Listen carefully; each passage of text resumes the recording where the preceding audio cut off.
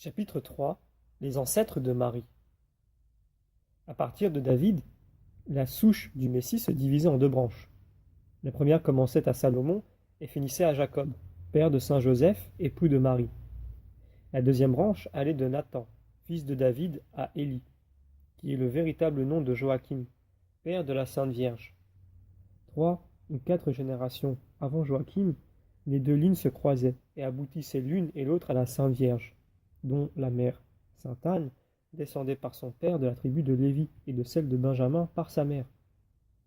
Dans mon enfance, la crèche, l'enfant Jésus et la mère de Dieu faisaient l'objet le plus ordinaire de mes pensées.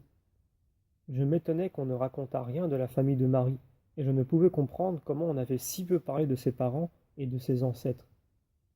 Pendant que je désirais si fort des lumières à ce sujet, un grand nombre de visions me furent accordées, dans lesquelles je connus les ancêtres de Marie jusqu'à la 4e ou 5e génération. C'étaient des gens d'une grande piété et d'une simplicité merveilleuse. Ils étaient surtout animés d'un profond et extraordinaire désir du prochain avènement du Messie. Les hommes qui les entouraient me paraissaient grossiers et barbares quand je les comparais à eux, si doux, si calmes et si bienveillants.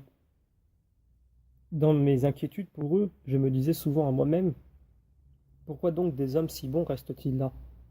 Pourquoi ne fut-il pas bien loin de ces méchants? Leur vie était très mortifiée. Les époux se promettaient l'un à l'autre la continence pour un temps plus ou moins long, ce qui me réjouissait beaucoup, sans que je puisse dire pourquoi.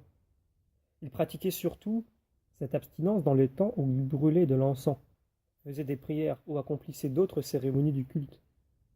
Je compris de là qu'il y avait des prêtres parmi eux. Je les vis souvent changer de résidence, abandonner de bons domaines pour d'autres bien inférieurs, afin de ne pas être troublés dans leurs pratiques pieuses par des méchantes gens. Ils étaient pleins d'exactitude et de précision dans toutes leurs œuvres, dans leurs paroles et surtout dans leurs pratiques de dévotion. Il n'y avait rien dans ce qu'ils possédaient dont ils ne furent prêts à se dépouiller pour les pauvres. Une seule chose amenait quelquefois une plainte sur leurs lèvres: les souffrances de leurs frères.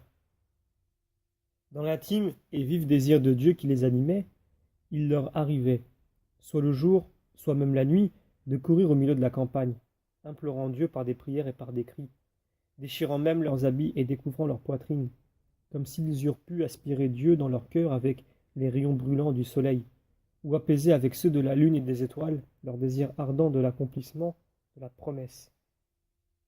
Ces visions se présentaient souvent à moi pendant l'Avent, lorsque j'allais à minuit, à travers la neige, à 3/4 de lieue de notre chaumière, assister aux prières du Rauhrat, dans l'église Saint-Jacques de Coesfeld. Je priais alors avec une grande ardeur, à l'intention de certaines pauvres âmes qui, pour avoir manqué peut-être d'exciter assez en elles le désir du salut, et peut-être restées attachées à la créature et au bien de ce monde, étaient tombées dans des fautes nombreuses et languissaient maintenant dans la longue attente de leur délivrance. Et, tout en marchant, je chantais avec toute la ferveur dont j'étais capable le cantique du Rauhrat.